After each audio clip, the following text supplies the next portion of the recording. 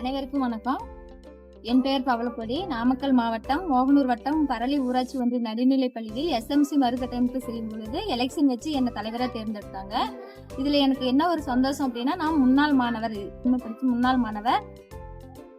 நம்ம பள்ளிக்கூடத்துக்கு பார்த்தீங்கன்னா கழிவறை வந்து கொஞ்சம் நல்லா பண்ணணும் அப்படிங்கிறதுக்காக ஊர் பொதுமக்கள், பிடிஏ, எஸ்எம்சி மூலியமா இவங்க எல்லாமே டொனேஷன் கொடுத்து டைல்ஸ் ஒட்டி நல்லா சூப்பரா பண்ணி கொடுத்துருக்காங்க. தனியார் பள்ளிகள் ஈக்குவலா நம்ம பள்ளிக்கூடத்துல டாய்லெட் நல்லா கிளீனா இருக்குது, நல்லா சுத்தமாவும் இருக்கு, டாய்லெட் நல்லா இருக்குது அப்படின்னு இந்த பள்ளிக்கூடத்துல ஒரு பேரும் இருக்குது. அடுத்தது பாத்தீங்கன்னா நம்ம முன்னாள் மாணவர்கள் தேவராஜ் அப்படிங்கிற ஒருத்தர் டயட்ல ஒர்க் பண்ணிட்டு இருக்காரு. அவர் நம்ம பள்ளிக்கூடத்துக்கு கணினி, அந்த ரூமுக்கு தேவையான டைல்ஸ் இதெல்லாம் 50,000 ரூபாய் செலவுல அவரே பண்ணி கொடுத்துருக்காரு.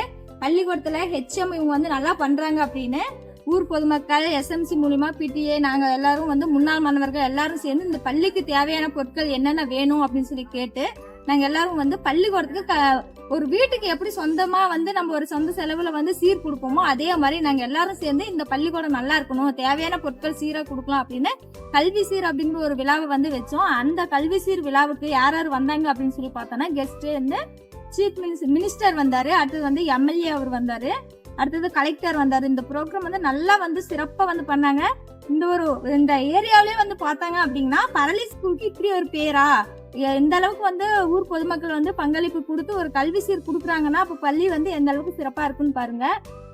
இந்த பள்ளியில கல்வி சீர் கொடுத்துருக்காங்க. அது இல்லாம வகுப்பறை எல்லாமே சுத்தமாவும் இருக்கும். நல்லா வெளிப்புற தோற்றமும் பாத்தீங்கன்னா இயற்கை அளவோட நல்லா இருக்கும். நிறைய செடி மரம் இதெல்லாம் இருக்கு. அடுத்தது பாத்தீங்கன்னா சத்துணவு எல்லா ஸ்கூல்லயும் சத்துணவு போடுறாங்க. ஆனா இந்த ஸ்கூல்ல என்ன ஒரு சத்துணவு ஸ்பெசிலிட்டி என்ன அப்படின்னா, சொந்தமாவே இவங்களே காய்கறி தோட்டம் மாதிரி அமைச்சு அதுக்கு டெய்லி பராமரிப்பு பண்ணி இங்க இருந்து அப்படியே ஃப்ரெஷ்ஷா காய் எடுத்து அப்பப்ப அவங்க சத்துணவு போடுறாங்க. காலையில பாத்தீங்கன்னா இப்ப காலை உணவு திட்டம் ஆரம்பிச்சிருக்காங்க. அந்த காலை உணவு திட்டத்துல 8 மணிக்கெல்லாம் டீச்சர்ஸும் வந்துருவாங்க, ஹெச்எம் வந்துருவாங்க. நாங்க எஸ்எம்சியோ இல்ல ஐடிக்கு யாராவது ஒருத்தர் இருக்கிறவங்க வாரத்துக்கு ஒரு 2 நாள் காலையில சாப்பாடு எப்படி இருக்கு அப்படின்னு நாங்களும் டேஸ்ட் பண்ணி பார்ப்போம். நாங்களும் சாப்பிட்டு பார்த்து பிள்ளைங்க எல்லாம் சாப்பிடுறாங்களா, என்ன பண்றாங்க, கரெக்டா எல்லாமே போடுறாங்களான்னு பார்ப்போம். மதிய சாப்பாடும் நல்லா இருக்கு, அதுவும் நாங்க சாப்பிட்டு போட்டிருக்கோம்.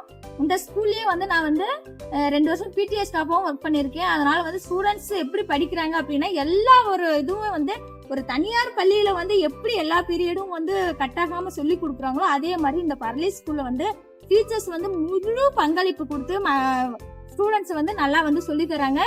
ஒரு இங்கிலீஷ் பாத்தீங்கன்னா ஒரு பிரைவேட் ஸ்கூல்ல எப்படி பேசுறாங்களோ அதை விட நல்லா ஃப்ளூயண்டா இவங்க பேசுறாங்க. காலையில பிரேயர் பாத்தீங்கன்னா நியூஸ் பேப்பரும் தமிழ் நியூஸ் பேப்பர் ரீட் பண்றாங்க, இங்கிலீஷ் நியூஸ் பேப்பர் ரீட் பண்றாங்க, ஒரு ப்ராவர்ப்ல எல்லாமே சொல்லி தராங்க.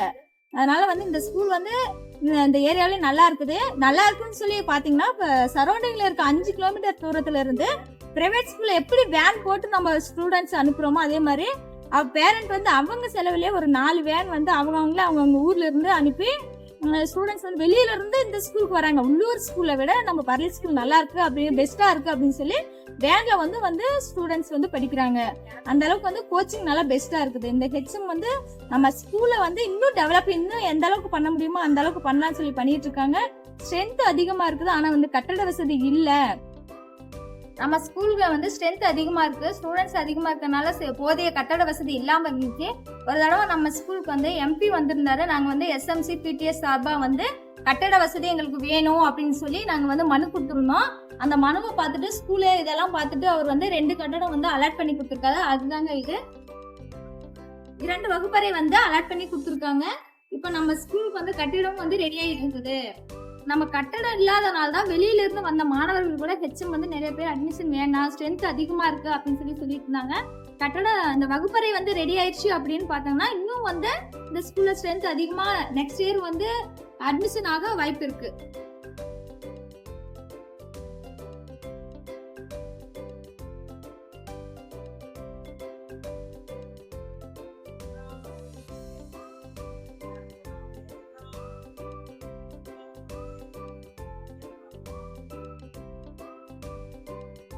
நாங்க மனு கொடுத்த உடனே 2 வகுப்பறை அலாட் பண்ண எம்பி அவர்களுக்கும் நன்றி.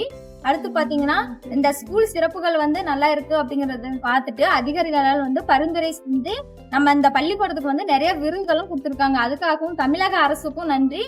இந்த பிடிஏ வந்து பிடிஏவும் நாங்கள் பெற்றோர்களும் எஸ்எம்சி நாங்கள் எப்பொழுதுமே இந்த பள்ளியோட வளர்ச்சிக்கு நாங்கள் வந்து ஒத்துழைப்பு, எங்களோட ஒத்துழைப்பு முழு ஒத்துழைப்பு இருப்போம். எல்லாத்துக்கும் நன்றி.